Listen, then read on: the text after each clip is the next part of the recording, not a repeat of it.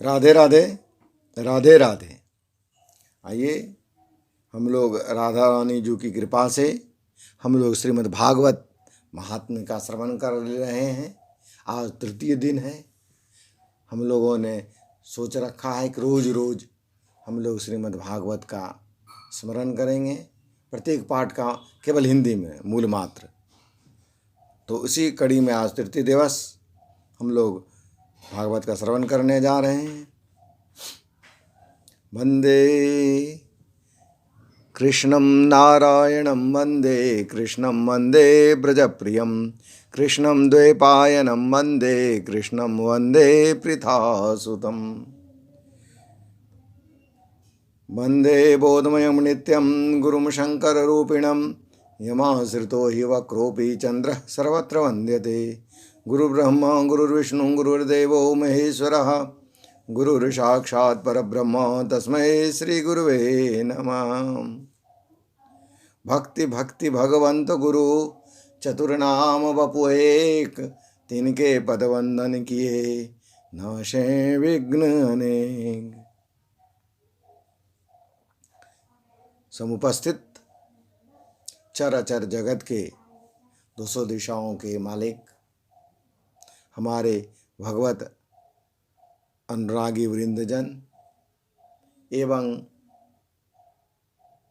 प्रत्यक्ष और परोक्ष रूप से इस श्रीमद् भागवत कथा को के श्रवण करने में अपना समय देने वाले मेरे सभी स्नेही वृंद, सभी के युगल चरण कमल वृंदों में मैं मुक्तेश्वर नमन करता हूँ। आइए हम लोग नारायण के इस श्री विग्रह का दर्शन करके पुनः हम लोग आज तृतीय अध्याय में प्रवेश करते हैं। आइए अब हम लोग प्रवेश करते हैं। अथो तृतीयोध्याय भक्ति के कष्ट की निवृत्ति। नारद उवाच ज्ञान यज्ञं करिष्यामि शुकशास्त्र कथोज्ज्वलं भक्ति ज्ञान विरागानां स्थापनार्थं प्रयत्नतः। अर्थात नारद जी कहते हैं, अब मैं भक्ति ज्ञान और वैराग्य को स्थापित करने के लिए प्रयत्नपूर्वक श्री सुखदेव जी के कहे हुए भागवत शास्त्र की कथा द्वारा उज्ज्वल ज्ञान यज्ञ करूँगा। यह यज्ञ मुझे कहाँ करना चाहिए? आप इसके लिए कोई स्थान बता दीजिए। आप लोग वेद के पारगामी हैं, इसलिए मुझसे इस सुखशास्त्र की महिमा सुनाइए। यह भी बताइए कि श्रीमद् भागवत की कथा कितने दिनों में सुननी चाहिए और इनके सुनने की विधि क्या है। ये सभी बात सीधे अब हो रहा है धीरे धीरे।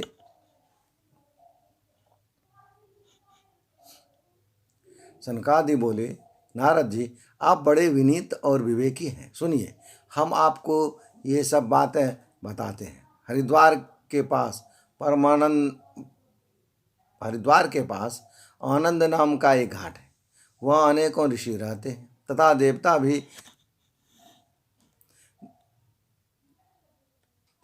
देवता और सिद्ध लोग भी वहाँ सेवन करते रहते हैं।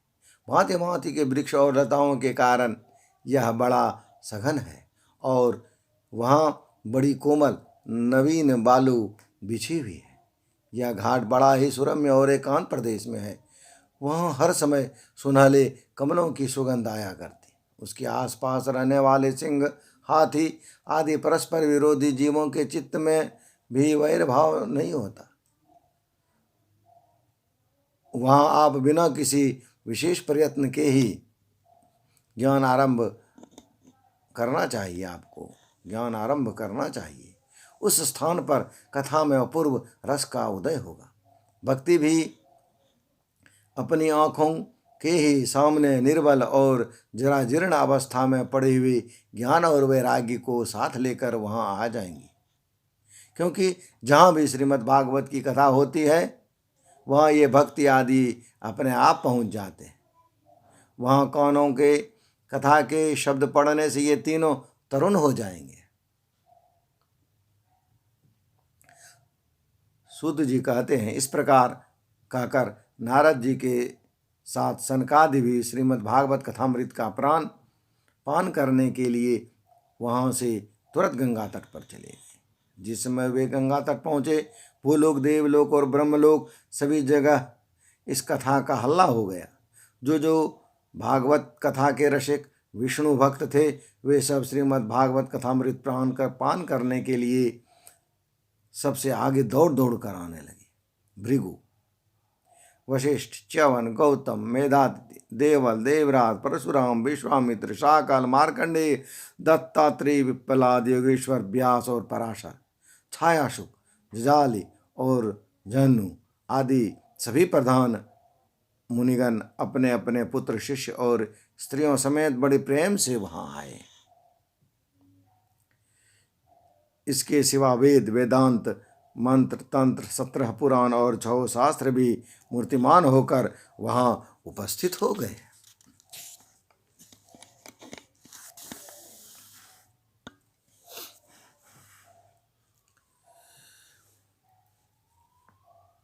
गंगा आदि नदियां, पुष्कर आदि सरोवर, कुरुक्षेत्र आदि समस्त क्षेत्र, सारी दिशाएं, दंडक वन, हिमालय आदि पर्वत तथा देव, गंधर्व और दानव आदि सभी कथा सुनने चले आए।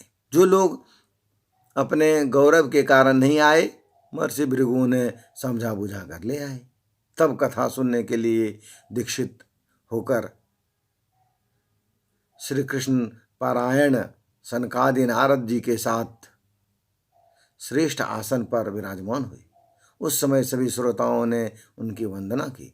श्रोताओं में वैष्णव, विरक्त, सन्यासी और ब्रह्मचारी चारों लोग आगे बैठे थे। उन सब के आगे नारद जी विराजमान हुए। एक और ऋषिगण, एक और देवता, एक और वेद, उपनिषद आदि तथा एक और तीर्थ बैठे और दूसरी ओर स्त्रियां बैठी। उस समय सब जोर से जय जयकार, नमस्कार और शंखों का शब्द होने लगा। अबीर, गुलाल, खील और फूलों की खूब वर्षा होने लगी। कोई देवश्रेष्ठ तो विमानों पर चढ़कर वहां बैठे हुए सब लोगों पर कल्प वृक्ष के पुष्पों की वर्षा करने लगी। जय हो।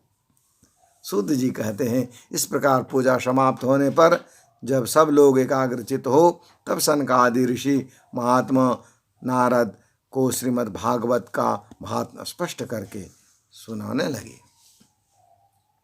सनकादि ने कहा, अब हम आपको इस भागवत शास्त्र की महिमा सुनाते हैं।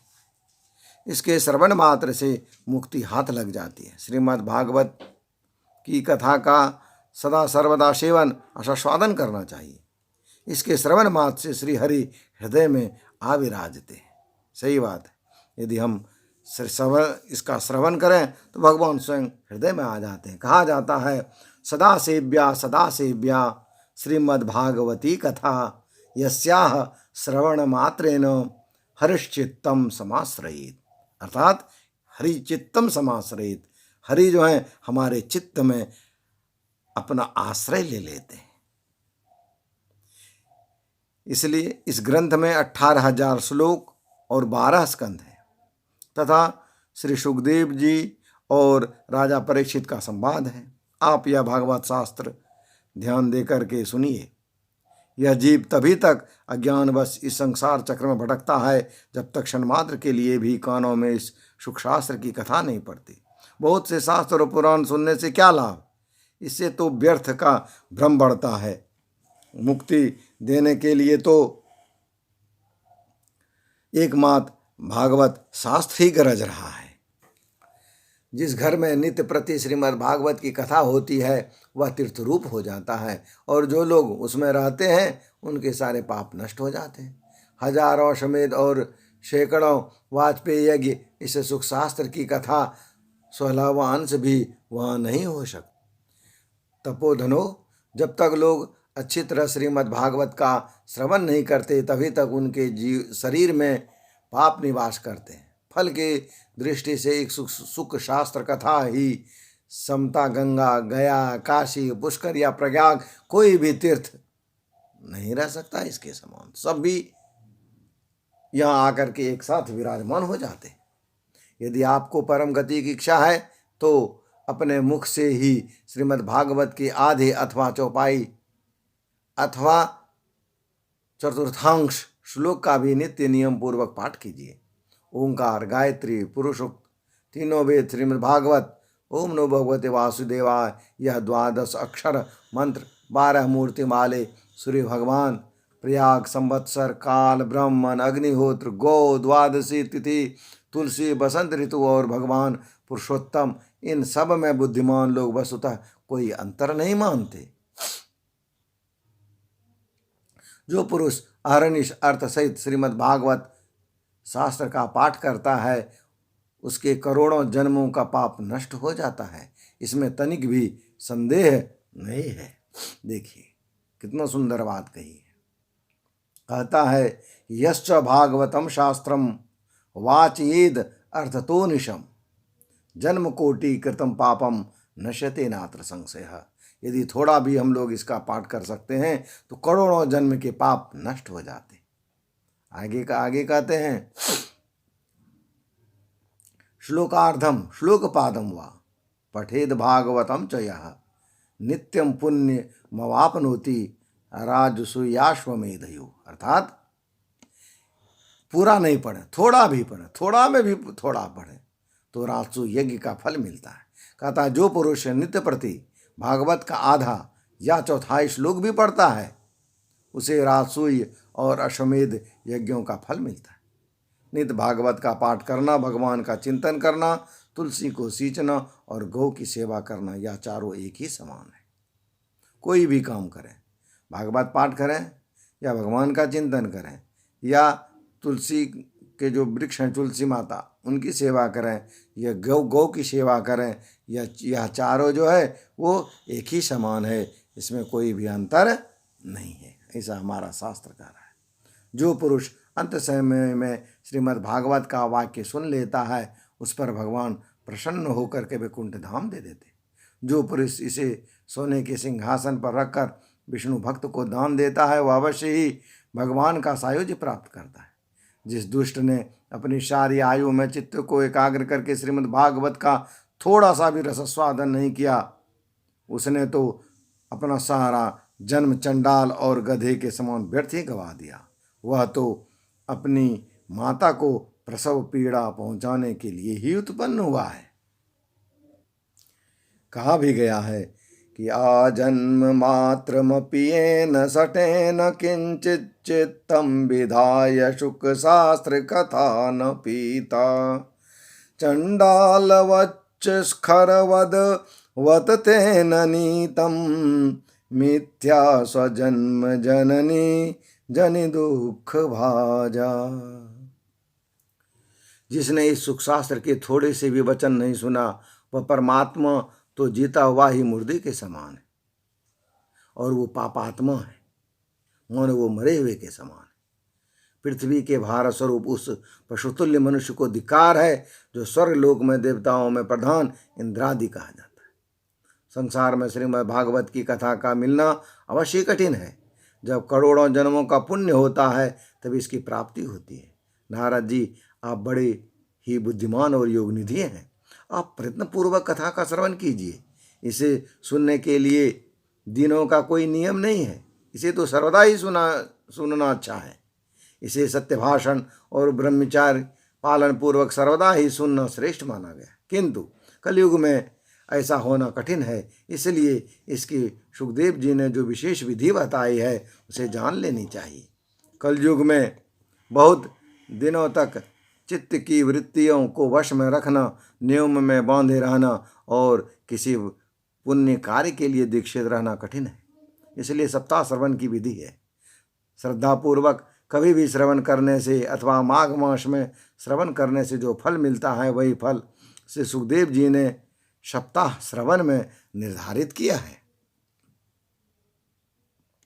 मन के और संयम, रोगों की बहुलता और आयु की अल्पता के कारण तथा कलयुग में अनेकों दोषों की संभावना से ही सप्ताह श्रवण का विधान किया गया है।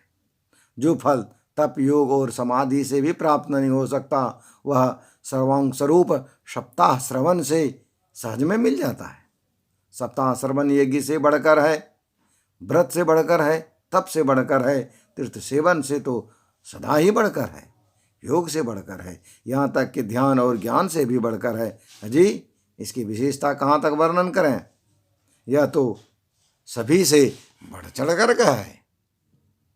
शनौक जी ने पूछा, सूत जी, यह तो आपने बड़े आश्चर्य की बात कही। अवश्य यह भागवत पुराण योगवेत्ता ब्रह्मा जी के भी आदि कारण श्री नारायण का निरूपण करता है, परंतु यह मोक्ष की प्राप्ति में ज्ञानादि सभी साधनों का तिरस्कार करके इस युग में उनसे भी कैसे बढ़ गया, थोड़ा बताइए। सुध जी कहते हैं, तब भगवान श्री कृष्ण इस धराधाम को छोड़कर अपन नित्य धाम को जाने लगे। तब उनके मुखारबिंद से एकादश स्कंद का ज्ञानोपदेश सुनकर भी उद्धव जी ने पूछा। उद्धव जी बोले, गोविंद, अब आप तो अपने भक्तों का कार्य करके परमधाम को पधारना चाहते हैं, किंतु मेरे मन में एक बड़ी चिंता है, इसे सुनकर आप मुझे शांत कीजिए। अब घोर कलयुग आया ही समझिए, इसलिए संसार में फिर अनेकों दुष्ट प्रकट हो जाएंगे। उनके संसर्ग से जब अनेकों सत्पुरुष की उम्र प्रकृति के हो जाएंगे, तब उनके भार से दबकर यह गोरूपनी पृथ्वी किसकी शरण में जाएगी? कमल नयन, मुझे तो आपको छोड़कर इसकी रक्षा करने वाला कोई दूसरा नहीं दिखता। इसलिए भक्त वत्सल, आप साधुओं पर कृपा करके यहाँ से मत जाइए। भगवान, आपने निराकार और चिन्मात्र होकर भी भक्तों के लिए ही तो यह सगुण रूप धारण किया है, फिर भला आपका वियोग होने का ये भक्तजन पृथ्वी पर कैसे रह सकेंगे?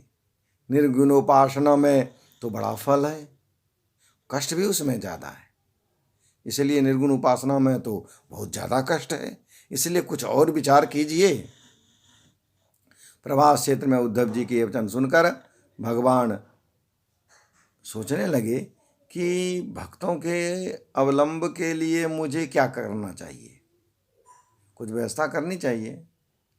शौनक जी, तब भगवान ने अपनी सारी शक्ति भागवत में रख दी। वे अंतर्धान होकर इस भागवत समुद्र में प्रवेश कर गए। जय हो हरि। इसलिए यह भागवत ही साक्षात शब्दमयी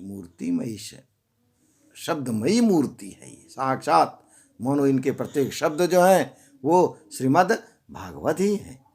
इसके सेवन, श्रवण, पाठ तथा दर्शन से ही मनुष्य के सारे पाप नष्ट हो जाते।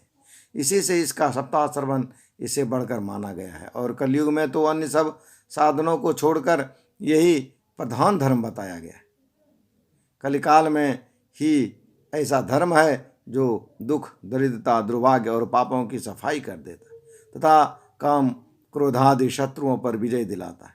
अन्यथा भगवान की इस माया से पीछा छुड़ाना देवताओं के लिए भी कठिन है, मनुष्य तो इसे छोड़ ही कैसे सकते। अतः इससे छूटने के लिए ही सप्ताह श्रवण का विधान किया। सूत जी कहते हैं, शौनक जी, जिस समय सनकादि मुनीश्वर इस प्रकार सप्ताह श्रवण की महिमा का बखान कर ही रहे थे, उस सभा में एक बड़ा आश्चर्य हुआ। उसे मैं आपको तुम्हें बताता हूँ, सुनो। वहाँ तरुणावस्था में प्राप्त हुए अपने दोनों पुत्रों को साथ में लिए विशुद्ध प्रेम रूपा भक्ति बार बार श्री कृष्ण गोविंद हरे मुरारे हे नाथ नारायण वासुदेव आदि भगवान नामों का उच्चारण करती हुई अकस्मात प्रकट हो गई। बोलिए भक्ति माता की जय हो। सभी सदस्यों ने देखा परम सुंदरी भक्ति रानी भागवत के अर्थों का आभूषण पहने वहाँ पधारी। मुनियों की उस सभा में सभी यह तर्क वितर्क करने लगे कि यहाँ कैसे आई, कैसे प्रकट हुई। तब सनकादि ने कहा, ये भक्ति देवी अपनी अपनी कथा के अर्थ से निकली है। अभी ये जो भक्ति देवी है ना, ये अभी ही इस कथा के अर्थ से निकली हैं। उनकी ये वचन सुनकर भक्ति ने अपने पुत्रों समेत अत्यंत विनम्र होकर सनत कुमार जी से कहा। भक्ति बोली, मैं कलयुग में नष्ट प्राय हो गई थी। आपने कथामृत से खींचकर मुझे फिर पुष्ट कर दिया। अब आप यह बताइए कि मैं कहाँ रहूं। यह सुनकर सनकादि ने उससे कहा, तुम भक्तों को भगवान का स्वरूप प्रदान करने वाली, अनन्य प्रेम का संपादन करने वाली और संसार रोग को निर्मूल करने वाली हो। अतः तुम धैर्य धारण करके नित्य निरंतर विष्णु भक्तों के हृदय में निवास करो। बोलिए राधे राधे।